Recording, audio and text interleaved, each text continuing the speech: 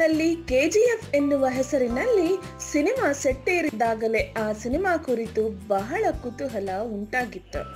ನಿರ್ದೇಶಕ ಪ್ರಶಾಂತ್ ನೀಲ್ ಯಶ್ ಅವರನ್ನ ನಾಯಕನನ್ನಾಗಿ ಮಾಡಿ 1970ರ ಕಥೆಯನ್ನು ಕೆಜಿಎಫ್ ಸುತ್ತಮುತ್ತಲೇ ಚಿತ್ರೀಕರಣ ಮಾಡ ಹೊರಟಾಗ ಅಭಿಮಾನಿಗಳು ಸಖತ್ತಾಗಿಯೇ ಥ್ರಿಲ್ ಆಗಿದ್ರು. ಆದ್ರೆ ಯಶ್ ಅಭಿಮಾನಿಗಳು ಈಗ ಮತ್ತಷ್ಟು ಖುಷಿಯಾಗಿದ್ದಾರೆ. ಕಾರಣ ಕೆಜಿಎಫ್ ಚಿತ್ರತಂಡ ಸಿನಿಮಾದ ಫಸ್ಟ್ ಲುಕ್ ರಿವೀಲ್ ಆಗಿದೆ. ಫಸ್ಟ್ ಲುಕ್ ನಲ್ಲಿ ರಾಕಿಂಗ್ ಸ್ಟಾರ್ ಯಶ್ ಡಿಫರೆಂಟ್ ಆಗಿ ಕಾಣಿಸಿಕೊಂಡಿದ್ದಾರೆ.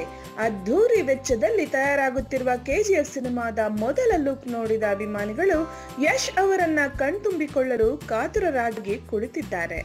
ಕೆಜಿಎಫ್ ಚಿತ್ರತಂಡ ಸಿನಿಮಾದ ಒಂದೇ ಒಂದು ಲುಕ್ ಬಿಡುಗಡೆ ಮಾಡಿದ್ರು ಅದು ಅಭಿಮಾನಿಗಳಲ್ಲಿ ನೂರಾರು ಕುತೂಹಲ ಮೂಡಿಸಿದೆ. ಇನ್ನು ಚಿತ್ರತಂಡ ಬಿಡುಗಡೆ ಮಾಡಿದ ಒಂದೇ ಒಂದು ಪೋಸ್ಟರ್ ಇಡೀ ಚಿತ್ರದ ಕತೆ ಹೇಳುವಂತಿದೆ. ಕೆಜಿಎಫ್ ಇದು 1970ರಲ್ಲಿ ನಡೆಯುವ ಕಥೆಯಾಗಿದ್ದು ಅದರಲ್ಲಿ ನಾಯಕ ಯಶ್ ಕಾರ್ಮಿಕರ ನಾಯಕನಾಗಿ ಕಾಣಿಸಿಕೊಂಡಿದ್ದಾರೆ. ಅಲ್ಲದೆ ಇದು ಕೆಜಿಎಫ್ ಚಿನ್ನದ ಗಣಿಯ ಕಾರ್ಮಿಕರ ಗೋಳಾಟದ ಕಥೆಯಾಗಿದ್ದು ಜನರ ಕಷ್ಟದ ಬದುಕಿನ ಸಂಪೂರ್ಣ ಚಿತ್ರಣ ಕಟ್ಟಿಕೊಡಲಿದೆ.